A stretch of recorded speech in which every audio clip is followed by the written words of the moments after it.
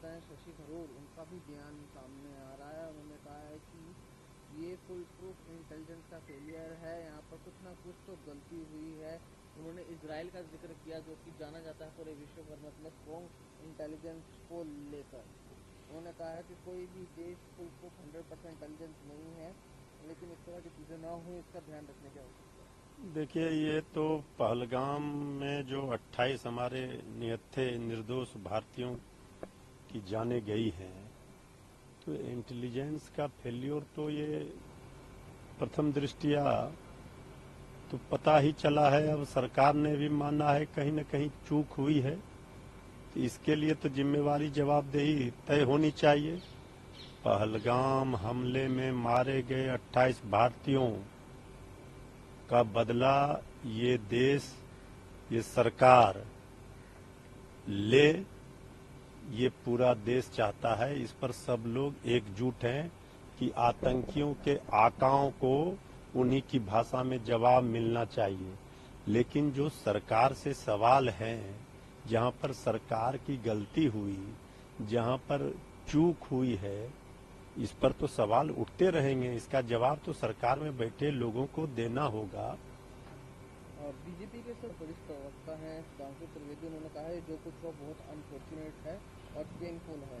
उन्होंने कहा कि मैं कांग्रेस के नेताओं का कुछ और मचाने की बजाय देश का साथ दें कि कुछ कांग्रेस के नेता, विशेषतौर पर कर्नाटक के मुख्यमंत्री सिद्धरामैया कह रहे पाकिस्तान से युद्ध का समय नहीं है, युद्ध ऑप्शन नहीं है। वो देश की सिक्योरिटी फोर्सेस पर सवाल उठा रहे हैं। यही कुछ सेम शब्द मणिशंकर अय्यर के द्वारा भी यूज किए गए, जिसको लेकर उन्होंने सवाल उठाए हैं। देखिए, जब सर्वदलीय बैठक हुई पहलगाम हमले के बाद, सरकार ने बुलाई, तो सभी विपक्षी दलों ने सर्वदलीय बैठक में एक सुर से कहा कि हम आतंकियों, उनके आकाओं के खिलाफ कड़ी कार्रवाई एकजुट होकर करेंगे। सरकार के साथ खड़े हैं। लेकिन जो सवाल खड़े हुए हैं, सरकार उससे बच नहीं सकती, भाग नहीं सकती। आतंकियों के खात्मे के लिए सरकार को जो भी कदम उठाने पड़े, सरकार उठाए।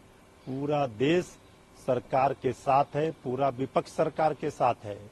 लेकिन बीजेपी के नेता जिस तरह से जो 28 लोगों की जाने गई हैं, उनकी चिताओं की आग पर अपनी राजनीति रोटी सेकना चाह रहे हैं, ये तो नहीं हो सकता। प्रधानमंत्री बाद ने पूरे मामले का जिक्र करा और दुख व्यक्त करने के साथ ही कहा कि मैं पीड़ित परिवारों के साथ हूँ।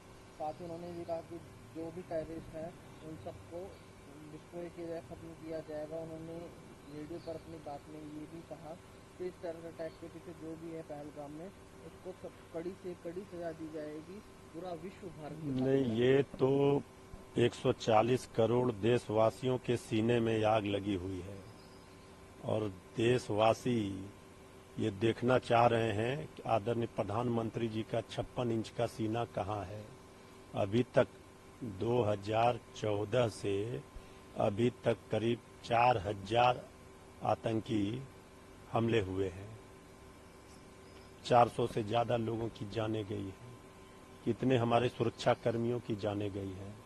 आदरणीय प्रधानमंत्री जी बार बार कहते हैं कि हम ठोस कार्रवाई करेंगे, उनको आतंकियों को ठिकाने लगाएंगे। इस बार देश चाहता है, सब लोग एकजुट हैं कि आतंकियों के खात्मे के लिए सरकार ठोस कदम उठाए और कार्रवाई करके दिखाए। विश्व शर्मा ने सर गौरव गोगोई पर सवाल उठाए हैं। उनकी पत्नी के पाकिस्तान से लिंक बता रही, ये भी कहा कि गौरव गोगोई लगभग 15 दिन तक पाकिस्तान गए। देखिए, ये सब ओछी राजनीति का हिस्सा है। मानसिकता में दरिद्रता आ गई है। असम के माननीय मुख्यमंत्री जी ने जिस की शपथ ली है, उनको अपना कार्य करना चाहिए, अपने असम की चिंता करनी चाहिए। ये तो सिर्फ विवादित बोलने में ही ज्यादा समय बिता रहे हैं। इनको पाकिस्तान और मस्जिद और जो भी विवादित मुद्दे हैं, बात हैं, उसी को ये ज्यादा बोलते हैं। असम की चिंता करें, वो ज्यादा अच्छा है। असुद्दीन ओवैसी आते हुए कहा कि पाकिस्तान न्यूक्लियर पावर है, उस चीज़ की धमकी से डरना नहीं चाहिए। अगर हमारे निर्दोष लोग मारे जाएंगे तो पाकिस्तान को भी नहीं बख्शा जाएगा। साथ में कहा कि प्रधानमंत्री को कश्मीर की चिंता करनी चाहिए। कश्मीर हमारा इंटीग्रल पार्ट है, कश्मीरीज भी हमारे देश का अभिन्न अंग है, उनकी चिंता पहले करनी चाहिए। देखिए वो क्या कह रहे हैं क्या नहीं कह रहे हैं, इससे ज़्यादा देशवासियों को इस बात का इंतजार है कि ये सरकार का एक्शन कब दिखेगा। जो आतंकी घटना घटी है, 28 हमारे निर्दोष लोगों की जानें गई हैं, इसका बदला देश चाहता है। कश्मीर भारत का अभिन्न अंग है, इस बात से कहाँ कोई इनकार कर सकता है।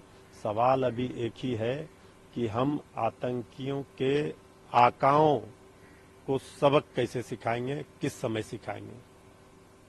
अब अगली बैठक 4 मई को होने वाली है। जगजीत सिंह डलेवाल ने जानकारी देते हुए बताया कि अप्रैल को लेटर भी आ गया, 4 मई को एक बड़ी बैठक होने जा रही है। देश के किसानों की जो हालत है वो सर्वविदित है, जग जाहिर है। अब देश के किसान जो हमारे अन्नदाता भाई हैं वो अपना बैठक कर रहे हैं, वो बैठक करके अपनी रणनीति बनाएंगे। रामजी लाल सुमन, उनके कमरे पर सर हमला हुआ है, उनकी जानकारी मैंने कुछ दी जब वो बुलंदशहर से अलीगढ़ की तरफ जा रहे थे पीड़ित से मिलने। क्या कहेंगे?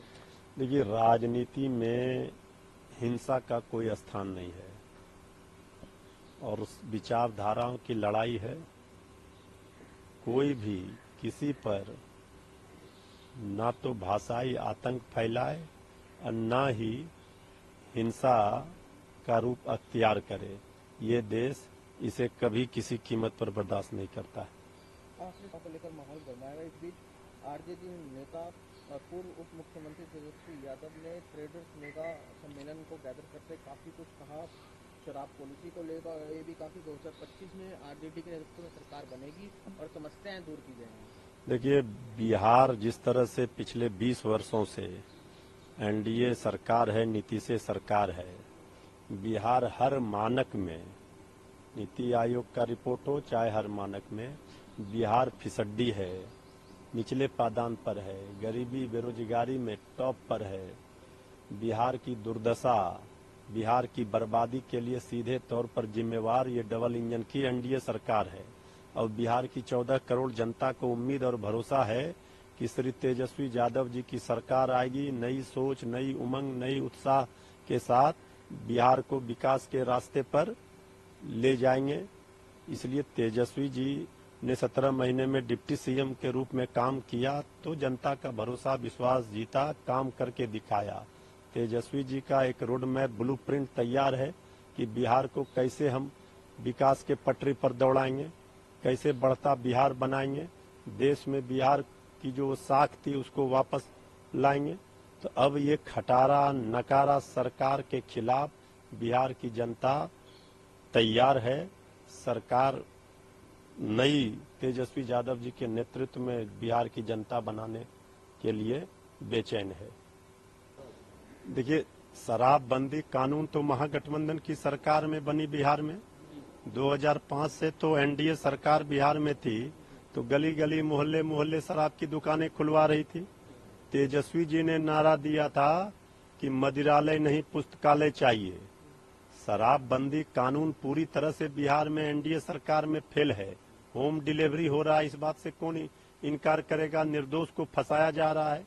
लेकिन जो हमारे पासी भाई हैं जो ताड़ी का व्यवसाय करते हैं उसको इससे अलग रखने की बात हुई थी।